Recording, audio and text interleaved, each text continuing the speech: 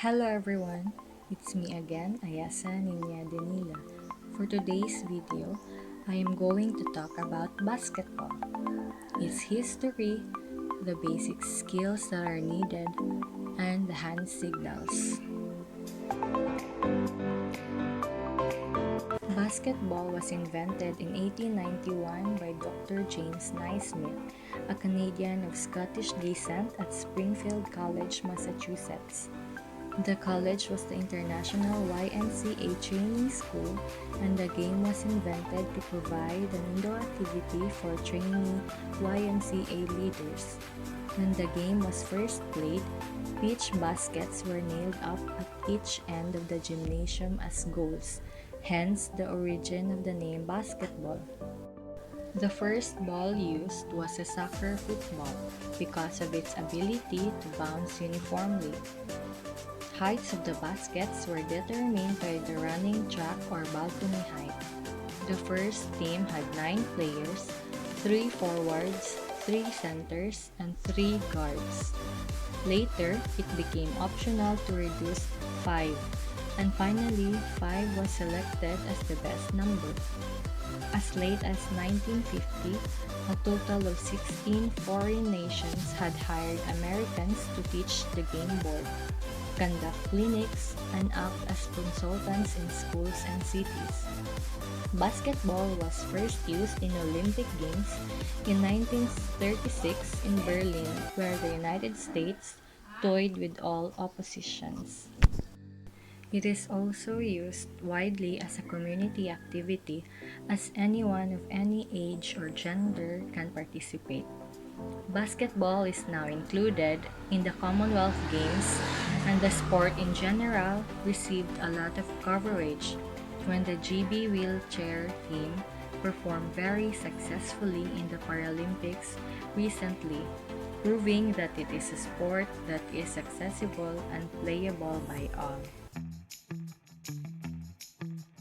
To indicate that a 30-second timeout has been called by one of the teams, the official will take both hands and place them on top of his shoulders with his elbows out. Jump ball. When both players have control over the ball at the same time, it is indicated by both thumbs pointing upwards with arms extended. Illegal hand use. An illegal hand use foul is signaled by the official putting both of his hands in front of him at waist level and grabbing one of his wrists with the other hand.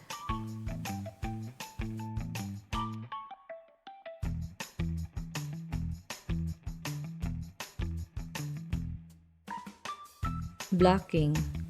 If a defensive player commits a blocking foul, the official will have both hands in fists touching his hips and his elbows in tight against his body. Holding. The holding signal is made by having one arm extended upwards in front of the face and the other hand grabbing the wrist.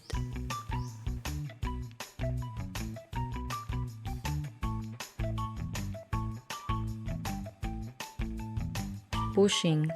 To signal a pushing foul, the official will have both hands extended straight in front of him with his palms facing outward.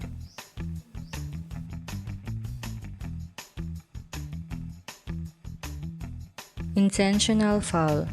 When a player commits an intentional foul, the official will put both arms above his head and cross them.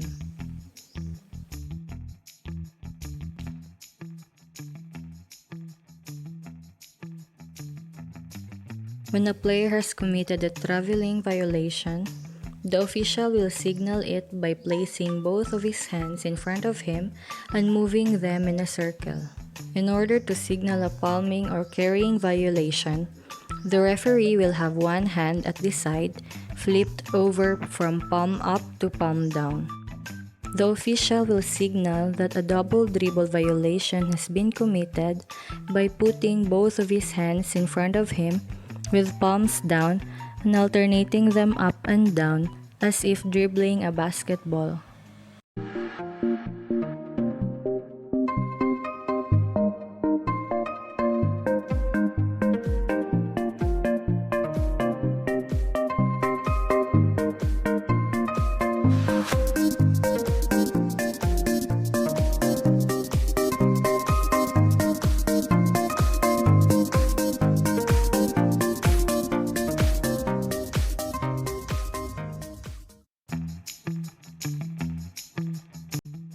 Dribbling. Dribbling is an important skill for all basketball players. This skill will allow you to move up and down the court, maneuver past defenders, and execute plays. Proper dribbling requires ball handling skills and knowledge of how to spread your fingers for ball control. Running. Running is a big part of basketball. When you have the ball, running will help you to avoid defenders and get to the basket quicker. On defense, you often will find yourself needing to run after the opponent, especially during fast breaks. In order to score points in basketball, you need to shoot the ball into the hoop. This requires the ability to properly hold and throw the ball into the air toward the basket while avoiding defenders. Passing in basketball is a way for players to move the ball on the court between teammates. There are several types of passes. Chest pass. The chest pass is named so because the pass originates from the chest. Bounce pass. The bounce pass is thrown with the same motion, however, it is aimed at the floor. Overhead pass. Bring the ball directly above your forehead with both hands on the side of the ball and follow through. Rebounding. A rebound is when a shot does not go in the net and bounces off the rim or backboard into the hands of a player below.